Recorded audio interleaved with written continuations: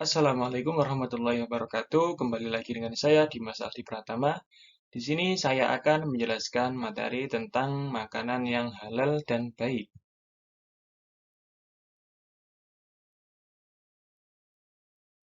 Yang pertama ada Quran Surat Al-Baqarah ayat 168 sampai 169. Kemudian yang kedua ada Quran Surat Al-Baqarah ayat 172 sampai 173. Yang ketiga ada hadis riwayat Abu Daud. Dan yang keempat ada hadis riwayat At-Tirmidzi. Langsung saja, yang pertama Quran Surat Al-Baqarah ayat 168 sampai 169 yang berbunyi Bismillahirrahmanirrahim.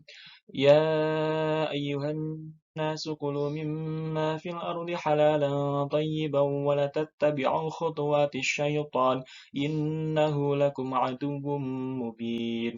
Innama ya'murukum bis-su'i wal fahsya'i wa an taqulu 'ala Allahi ma la ta'lamun. Yang artinya, wahai manusia, makanlah sebagian makanan di bumi yang halal lagi sehat, dan janganlah mengikuti langkah-langkah setan. Sesungguhnya ia bagimu merupakan musuh yang nyata. Sesungguhnya setan hanya menyuruh kamu untuk berbuat jahat dan keji, serta mengatakan pada Allah apa yang tidak kamu ketahui. Quran Surat Al-Baqarah ayat 168 sampai 169. Baik, yang kemudian yaitu penjelasan ayat. Pada ayat 168 di atas berisi tentang perintah Allah kepada manusia agar memakan makanan yang halal dan baik. Yang dimaksud dengan makanan yang halal adalah makanan yang dibolehkan oleh agama, misalnya telur, buah-buahan, sayur mayur, daging sapi, kambing, dan lain-lain. Makanan yang halal hakikatnya ialah makanan yang didapat dan diolah dengan cara yang benar menurut agama.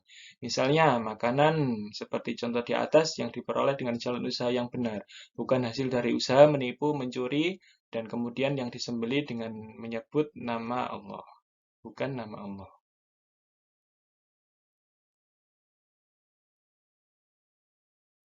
Adapun pada ayat 169 dalam surat Al-Baqarah di atas ditegaskan bahwa setan selalu menyuruh manusia supaya melakukan kejahatan dan mengerjakan yang keji dan mungkar.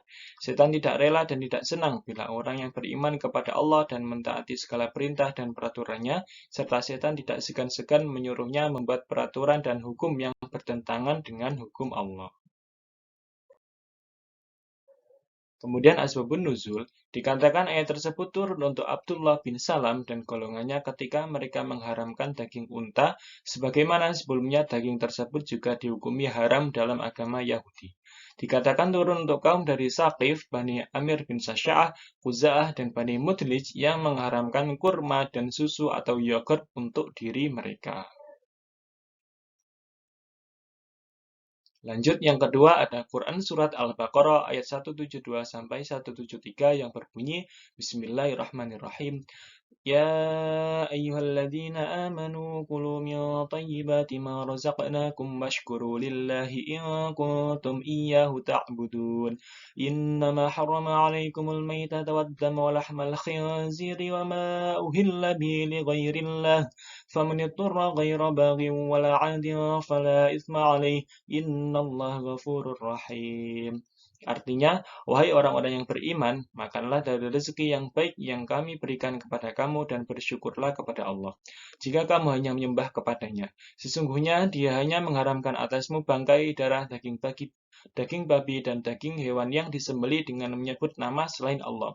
Tetapi barang siapa terpaksa memakannya, bukan karena menginginkannya dan tidak pula melampaui batas, maka bukan tidak ada dosa baginya. Sungguh Allah Maha Pengampun, Maha Penyayang. Quran Surat Al-Baqarah ayat 172 sampai 173. Kemudian Kemudian penjelasan ayat, dalam ayat 172 Allah memerintahkan umat manusia yang beriman untuk memakan makanan yang mengandung dua faidah. Yang pertama, supaya manusia makan berdasarkan perintah bukan tabiat, sebab manusia itu berbeda dari binatang. Kemudian yang kedua, dalam ayat ini Allah menyuruh orang-orang yang beriman akan selalu mensyukuri nikmatnya jika benar-benar beribadah atau menghambakan diri kepadanya. Bersyukur yaitu menggunakan harta untuk kebaikan dan menginfakkannya di jalan Allah.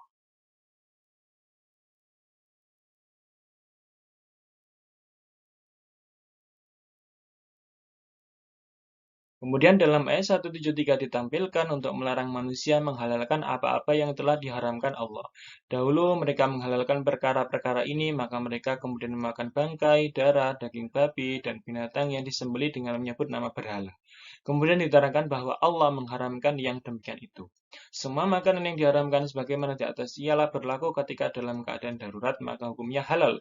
Darurat dalam masalah ini misalnya apabila tidak memakannya bisa menimbulkan kematian, karena tidak ada lagi makanan selain itu, atau karena diintimidasi jika tidak memakannya akan dibunuh. Kemudian asbabun nuzul, penjelasan tentang makanan-makanan yang diharamkan tersebut dikemukakan dalam konteks mencela masyarakat jahiliyah, baik yang di Mekah maupun di Madinah yang memakannya. Mereka misalnya membolehkan memakan binatang yang mati tanpa disembelih dengan alasan bahwa yang disembelih atau dicabut nyawanya oleh manusia itu halal, maka mengapa haram binatang yang dicabut sendiri nyawanya oleh Allah? Kemudian orang-orang Yahudi misalnya menghalalkan hasil suap dan juga orang-orang Nasrani membenarkan sedikit minuman keras. Lanjut yang ketiga ada hadis riwayat Abu Daud yang berbunyi Anil Miqdam bin Ma'di kariba Rasulullah sallallahu alaihi wasallam qol ala la yahillu dhuna bin minas sibai walal himarul ahli walal luqatu min mali mu'ahadin illa ayastaghni anha wa ayyuma rajulin dhafa qauman falam yaqruhu fa inna lahu ayyuqibahum bimithli kirahu, yang artinya dari Al-Miqdam bin Ma'di Karib dari Rasulullah SAW, beliau bersabda, ketahuilah, tidak halal hewan buas yang memiliki taring, keledai jinak, barang temuan dari harta orang kafir mu'ahad, atau orang kafir yang menjalin perjanjian dengan negara Islam, kecuali ia tidak membutuhkannya. Dan siapapun laki-laki yang bertamu kepada suatu kaum dan mereka tidak menjamunya, maka baginya untuk menuntut ganti seperti jamuan untuknya. Hadis riwayat Abu Dawud. Penjelasan hadis, hadis tersebut menjelaskan mengenai salah satu ciri hewan yang tidak halal untuk dikonsumsi, yakni hewan buas dan bertaring. Selain itu, Rasul juga menyebutkan secara spesifik yang diharamkan oleh Allah, yakni keledai jinak dan barang temuan dari orang kafir mu'ahad. Menurut para ulama, binatang yang buas contohnya seperti serigala, singa, macan, harimau, beruang, kera, dan lain-lain. Semua itu haram dimakan. Imam Ibnu Abdul Bar bahkan menambahkan gajah dan anjing ke dalam kriteria hewan ini. Dengan begitu, apapun yang berkaitan dengan hewan-hewan di atas, maka hukumnya haram. Tidak terkecuali hewan yang diterkam binatang buas dan telah dimakan sebagian dagingnya. Namun, tidak bisa dipungkiri, saat ini sebagian masyarakat masih menyimpan kepercayaan bahwa daging hewan buas tersebut mengandung khasiat bagi kesehatan. Padahal, berdasarkan penelitian medis, hewan-hewan ini memiliki sebuah penyakit yang sifatnya zoonosis atau bisa menular kepada manusia, yakni rabies. Kemudian yang keempat ada hadis riwayat At-Tirmizi yang berbunyi An Abi Hurairah qala Rasulullah sallallahu alaihi wasallam ya ayuhan nasu innallaha thayyibun la yaqbalu illa thayyiban wa innallaha amara al-mu'minina bima amara bil mursalin faqala ya ayyuhar rasulu kulu minat thayyibati wa'malu salihah inni bima ta'maluna alim wa qala ya ayyuhalladzina amanu kulu min thayyibati ma razaqnakum qala wa dzakara ar-rajula yutilu safara ash'atha akbara yamuddu yadahu ila sama ya rabbi wa mat'amu haramun wa mashrabu haramun wa malbasu haramun wa ghudhiya bil harami fa anna istajabu, yang artinya dari Abu Hurairah ia berkata Rasulullah Shallallahu Alaihi Wasallam bersabda, wahai sekalian manusia, sesungguhnya Allah maha baik dan hanya menerima yang baik. Sesungguhnya Allah memerintahkan kaum mukminin seperti yang diperintahkan kepada para rasul. Dia berfirman, wahai para rasul, makanlah dari yang baik-baik dan berbuatlah kebaikan. Sesungguhnya aku mengetahui yang kalian lakukan. Dia juga berfirman, hai orang-orang yang beriman, makanlah yang baik-baik dan rizki yang kuberikan padamu. Lalu beliau menyebutkan tentang orang-orang yang perlama pekerjaannya, rambutnya acak-acakan dan berdebu. Ia diliputi dengan yang haram, lalu bagaimana doanya bisa mustajab? Hadis riwayat At-Tirmidzi.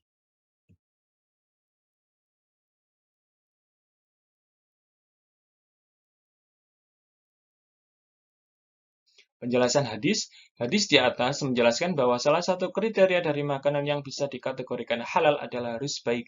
Mengkonsumsi dan menggunakan barang-barang yang baik dan halal adalah penyebab dikabulkannya berbagai keinginan kita dan diangkatnya amalan-amalan kita.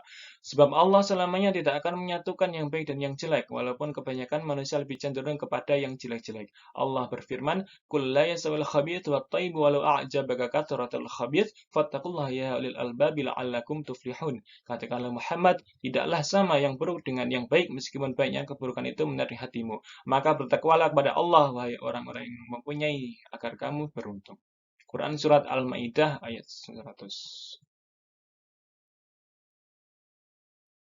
Allah akan menerima amalan dari orang-orang yang bertakwa saja, sebagaimana dalam firman-Nya, "Watlu 'alaihim naba'a ibnai Adam bil haqq id qarraba qurbana fatqubbila min ahadihima wa lam yutaqabbal minal akhar qala laqatulannaka qala innama yataqabbalullahu minal muttaqin."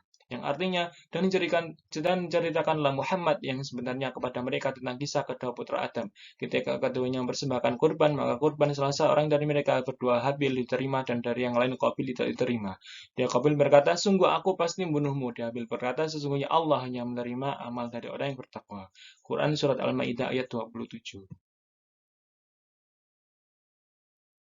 Oke, sekian penjelasan materi dari saya. Terima kasih dan mohon maaf. Wassalamualaikum warahmatullahi wabarakatuh.